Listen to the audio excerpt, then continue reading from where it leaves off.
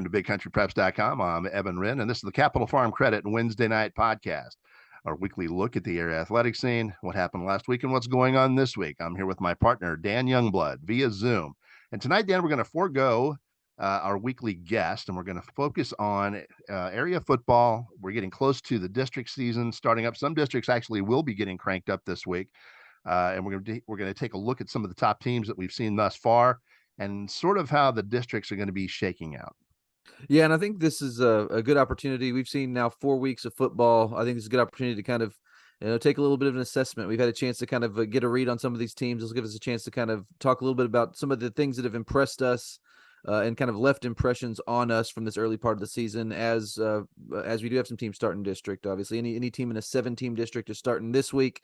And by 2 weeks from now, we'll have basically everyone in district. So it's an important time now for a lot of teams, and I think it's a good opportunity to talk about kind of where some of these teams stand. So it should be a fun conversation tonight. Before we jump into this week's show, we need to thank our primary sponsor, Capital Farm Credit, with offices all over Texas, including Stanford and Albany. Buy your own slice of Texas with Capital Farm Credit. Together, we're better. All right, and with that, before we take a look around the area and talk about some of the better teams that we've seen thus far, let's talk about the ball games that we had, some of the top matchups that we had last week, and we'll start with the locals. Dan, you were at just a whale of a ball game. Stephenville coming to Wylie, and you just had a shootout that could have gone either way. Yeah, it was a great ball game. If you like offensive football, this game had a ton of it. Just a really good shootout between two very, very good offenses. And Stephenville was every bit as good as advertised. Obviously, they were without quarterback Ryder Lambert, who led them to the state championship last year. He was injured, but in his place, Ryan Gafford played a great game, passed for 280 yards, 3 touchdowns, made other than one fumble, really didn't make a whole lot of mistakes, and just played a great game. And then obviously Tate Maruska at the running back position is just, he's the real deal. He went over 280 yards for the game to put him over 1,000 yards for the season in just 4 games. You're talking about 1,000 yards, 14 touchdowns, a good season in 4 games. But he had a big game with 5 touchdowns against Wylie. But I think the story there, one of the stories there was that Wylie really stood toe-to-toe with them, which was similar to what they did with Lubbock Cooper the week prior. Both those 1-score losses in games that were tied at halftime. So Wylie was right there with really good teams, kind of in positions they wanted to be in. They just weren't able to pull it out. But one of the interesting things about this one was that Stephenville on multiple occasions had 2-score leads. They were up 14 points on several different occasions. But Wylie tied it at 28 at halftime, tied it at 42 all in the fourth quarter.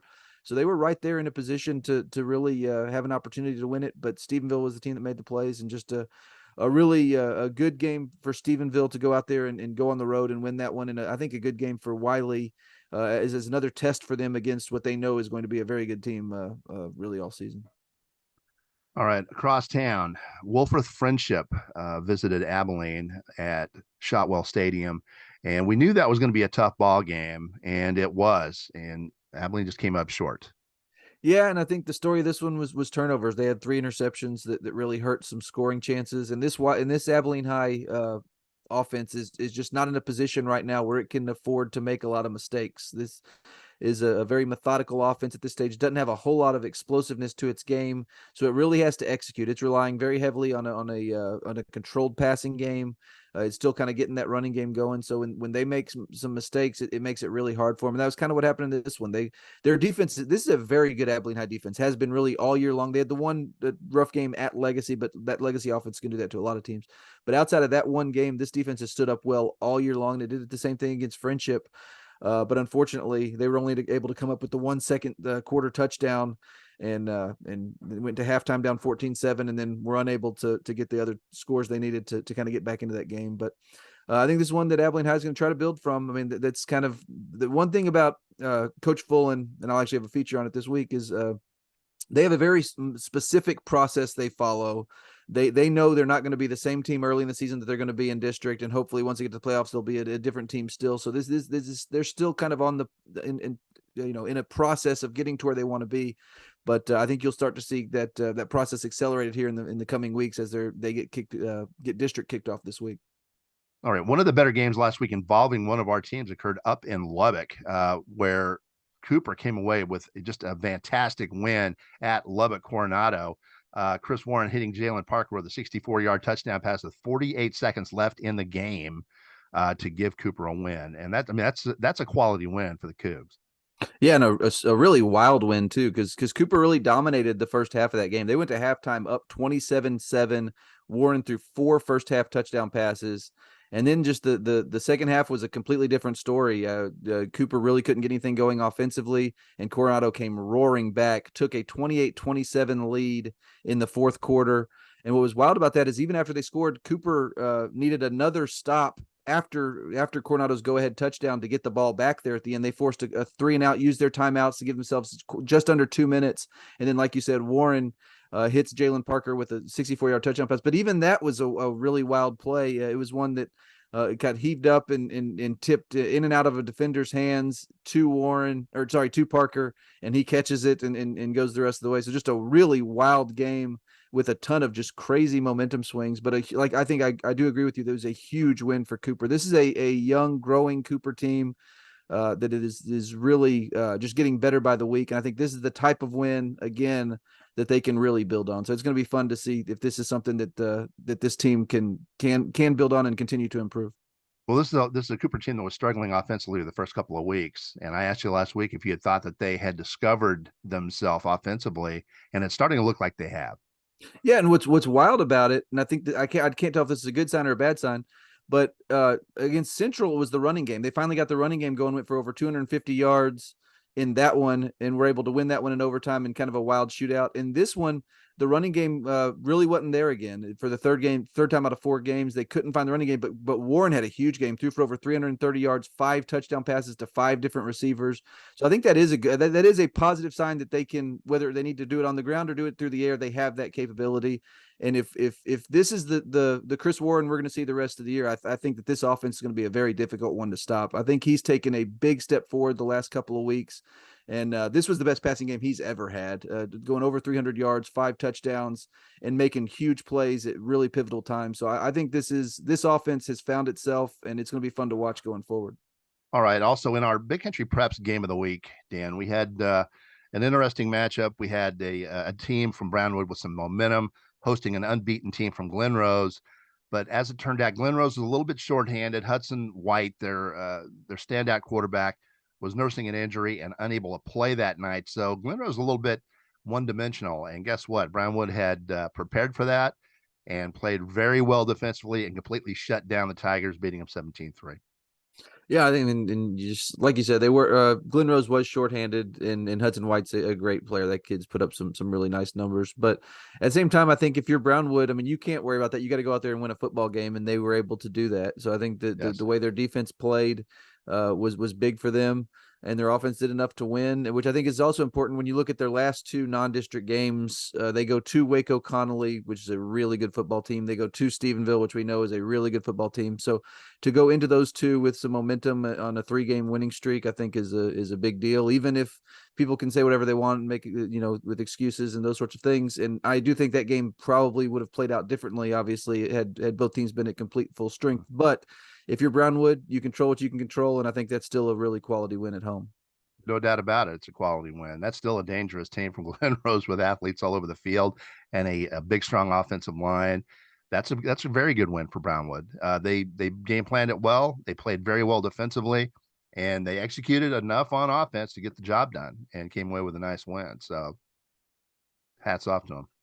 Yeah, and that was one of several area games, obviously, that really stood out to me. And one of them was one that was really high profile that we strongly considered for the game of the week with Hawley at Albany, which Hawley won 26-14. And honestly, with the injuries that Albany had, I think that's a pretty darn good showing for the Lions, because we know how good this Hawley team is.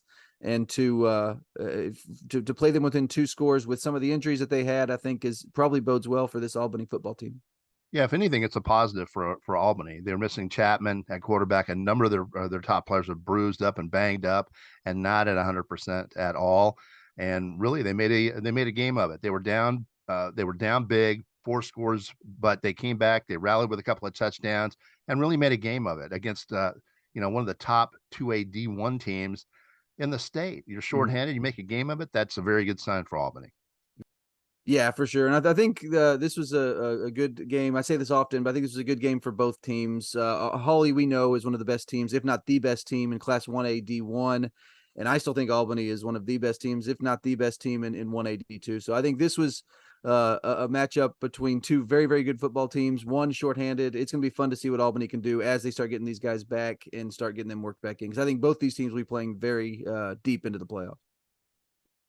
All right, with that, we're going to jump over to another one of the top games that we had last week. It didn't really pan out the way we expected. Toler over Comanche, 45-14. This was Comanche's first loss of the year. But as it's turned out, this Toler football team is just thrashing everybody in its wake. And it's really, I don't think it means much. I still think that Comanche has taken a huge step forward. They're 3-1. And they're one of our better 3AD2 ball clubs in the area. Frankly, I don't look at this as really much of a setback at all. No, and the interesting thing about this game was this was a football game well into the third quarter. Toler only led 14-7 5 minutes into the second half, and then they kind of were able to hit three quick touchdowns, and you go from 14-7 to 35-7. Then it looks like a blowout. But this Comanche team, I think this was a big one for them because, like we talked about, this is a team that really struggled last year, is still kind of young in what it's doing with Coach Jake Escobar's system. So I think this was a really good test for them playing against a Class 2A Division I Toler team, which has been playing up and, like you said, thrashing some really good football teams. So I think this was a good starting test. To look like a possible regional champion. For sure. And they're in that district with Coleman, which looks like a massive matchup. But yes, it is. But I think that this was a really good test for Comanche. And honestly, I mean, if you'd put these two teams on the field last year, I mean, they would not have played with them as long as they did this year. So I think there's still some positives to take. Obviously, the game didn't end the way they wanted it to, but they had almost 400 yards offense, 385 yards, pass for over 200 yards. Still had a 100-yard game from running back Sawyer Wilkerson, who has really become one of the area's bigger stories. Just a sophomore at that running back position, who's having a really nice year. So I don't think I'm with you. I don't think this means a whole lot for Comanche. This is still a team with an opportunity to do some really special things in their district, and then once they get to the playoffs, to maybe make a run. So it'll be interesting to kind of see where they go from here. All right. One of Comanche's district mates, Jacksboro, went over to Cisco. Cisco is another one of our noteworthy teams from this season, one of the better teams in Class 2A D1 in the entire area. Cisco over Jacksboro 41-28 with 314 yards rushing. That's typical Cisco Lobo football. Yeah, for sure. And this one's kind of interesting because you look at the final score and you see Jacksboro scored 28 points, which is more than Cisco's probably accustomed to giving up, generally speaking. But they still held Jacksboro, which has a quality offense led by Lando Belcher at the quarterback position, under 300 total yards. So it wasn't like Jacksboro was moving up and down the field on them. And Cisco was kind of not necessarily in firm control, but kind of had them at arm's length pretty much the entire way. So this was, I think, a quality win for Cisco team that's played just a brutal non-district schedule. So yes, to go out there and go out and get the win, I think was the big deal. And they're still looking like a team that's going to be a dangerous one at the kind of toward the end of the season. And let's not forget, perhaps the game of the year in the big country, Cisco and Hawley will be hooking up in a season finale, which could be for, all the marbles right there. Yeah. At least it projects to be that way. A district championship game on the season finale, you can't get any better than that. If everything pans out, shakes out the way everybody expects. And there's a possibility that we'll see that matchup twice this year. Those are two very, very good football teams. There's a chance that you're going to see them in that regular season finale for the district championship, and potentially again for in the region here once the playoffs start. But should be a fun race there. We need to mention the fact that there's a couple of teams out there that will disagree with what we just said. A much improved Stanford team, which is 4-0 going into this week, and a scary 4-0 team from Olney, which everybody in that district is going to have to deal with. So automatically penciling in Hawley and Cisco for a district title game in the season finale, it may not happen because that is a tough district. It's a little top heavy, but that is a tough league.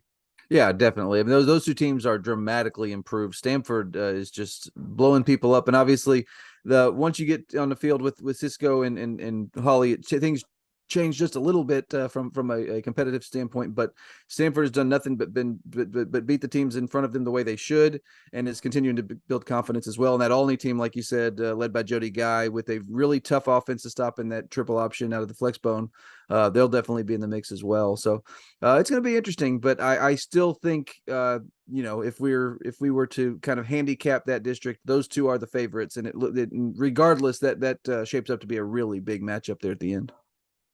All right, another top game that we had in the area last week is one that we really, before the season started, we had penciled in as a possible Big Country Preps game of the week. And had you asked me before the season, I would have said, yeah, that's going to be it in week 4. Brock and Gunter, Brock hosting Gunter. Gunter comes away with a 21-16 win, and that drops Brock to 0-4. And Brock's 0-3 record coming in was sort of the reason why we didn't have it as our game of the week, but it turned out to be every bit as good a game as we thought. Brock actually outgained Gunter in that ball game, 323 to 205, but came away, I guess, were hurt by a couple of turnovers and lost 0-4. But you know what? I'm still going to stick to my guns because of the nature of Brock's schedule with Hershey, with Pleasant Grove, with Wimberley, and Gunter, all powerhouses on that schedule. Really, an 0-4 record still doesn't mean a thing to me. To me, still Brock is still a top 10 Class 3A D1 team. They just slipped off the radar because of this schedule. Yeah, and I'm wondering, how far off they've actually slipped with a lot of people. I think most people still expect Brock to be Brock now that district's starting for him. One thing that's interesting is I do think that maybe this District 4-3A is shaping up to be maybe even a little tougher than I thought it would be. So that part's going to be interesting to me. I still think Brock is the clear favorite there, but there are some teams that are kind of sneaking up there. This Whitesboro team, for instance, looks like it's going to be very, very good this year. And then Paradise has taken a big step forward. I mean, they beat Millsap last week 56-14, and that Millsap's a quality football team. So there's going to be some tests for Brock. I'm excited to see how those go for him.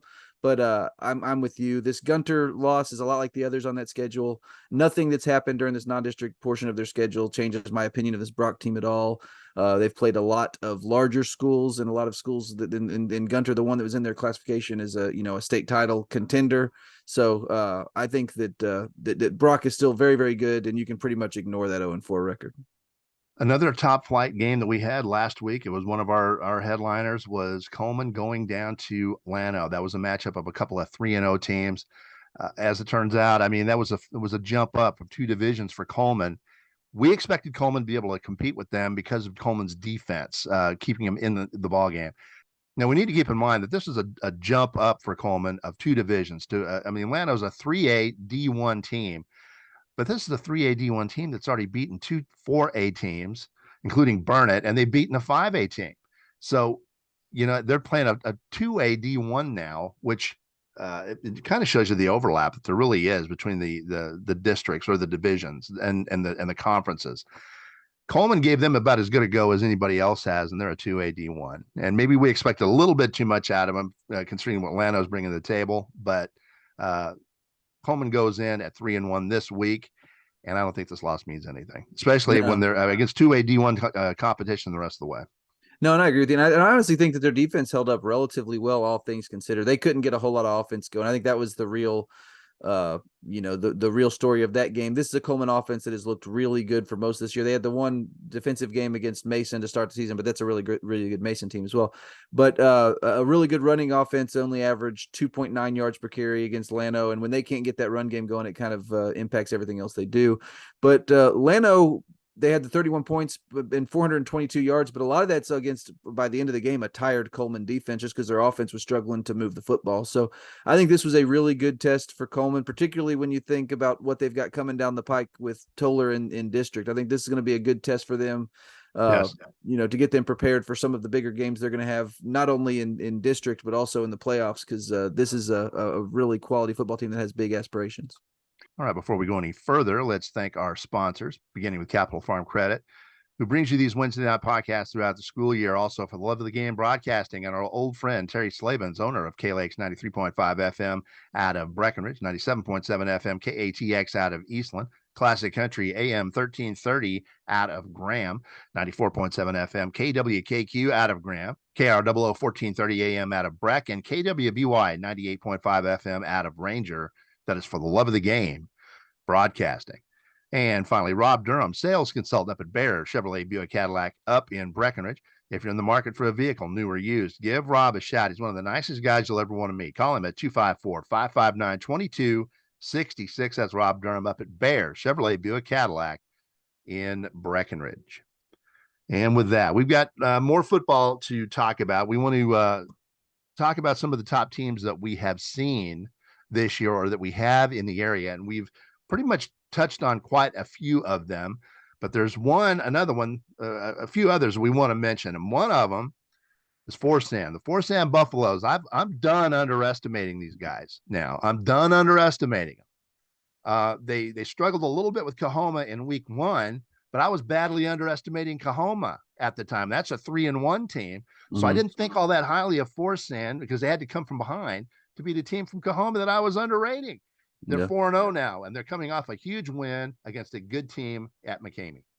Yeah, and they had a massive game running the football in that one, but that one was an impressive statistical game for that offense. One thing that's interesting, I've always found interesting about this Forsan squad is they just win football games. Like you look at their stat sheet at the end of the game, and really there's nothing that jumps off the page at you. Almost very rarely is there something that jumps off the page at you statistically, because they're just a really workmanlike team. They have an offense that's efficient, that's effective, but they don't put up big numbers. And then their defense is really, really good. It's a really gritty football team. And I think they win by knocking you on your butt. That's how they do it. It's just they win by knocking you on your butt. That's found a formula that works. And because I put together their stats every week, have for 3 or 4 years now. And the thing about it that always has struck me, and they've had some really good players. It's not that the players aren't there. It's not that they're not. It's not that it's not a good football team. But like statistically, it's one that it can tell a very misleading story when you look at the stat sheet, and then when you look at the game and you realize they're just beating people. They're just, like you said, physically knocking you on your butt. And I think that's something that they've found, and they've only gotten better. That's the thing that's really cool about it too. These last 2 years, 10 wins last season. This season, they're on pace for another really quality campaign. It's been fun to watch what this Forsan program's doing. I think that Coach Jason Phillips has done a really, really good job with this program, and I think he's pretty excited about where they stand right now. All right, we're going to have to touch on Coahoma now, because Coahoma knocked off Colorado City 35-7 last week to improve to 3-1.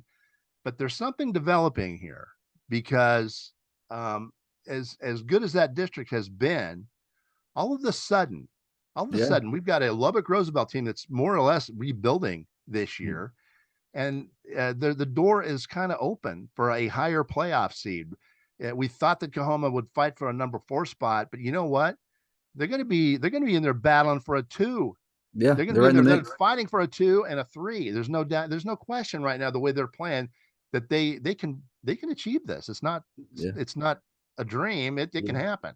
But I think you make a good point, because that's something that is definitely, that district looks way more wide open than we thought it was going to be. I mean, even at the top of that district, I mean, the way Coahoma's playing, it's not out of the realm of possibility that they can go and give an Abernathy or an Idalou a really good football game. So yes. I think this Coahoma team is another one that's kind of found a formula that's working for them with kind of their 2 quarterback system and a lot of playmakers. That's one thing that Coach Jocelyn talked about with me before the season, was something that he think what was going to be unique about this team was they're going to have more weapons in different parts of the field where they can actually spread out the production. He thinks that will actually help them, as opposed to the last couple of years where you kind of focus on 1 or 2 guys in their offense. And so far it's been working. And the other thing is their defense has been really, really good. So Coahoma is a fun team, and one that I said in the past podcast that I'm kicking myself in the rear end for not picking them to make the playoffs, because I really wanted to. And now I think this is a playoff team for sure. I think the way they're playing, if they can continue to grow and continue to get better, this team is going to make the playoffs. Surprise teams. Now, Coahoma would qualify as a surprise team for me. Other surprise teams. De Leon is 3-1. The Hamlin Pied Pipers are 3-1. And a young team from Big Spring, which we thought might be in rebuilding mode this year, is off to a 3-1 start, and they're playing well defensively.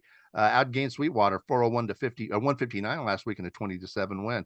Those are some of the teams that are surprising me so far. Yeah, I think you got to throw Danny Dudgeon's Clyde Bulldogs in there as well. Another young team. This is a team with a lot of juniors. It's really a junior-led squad. They're 3-1 and playing good football.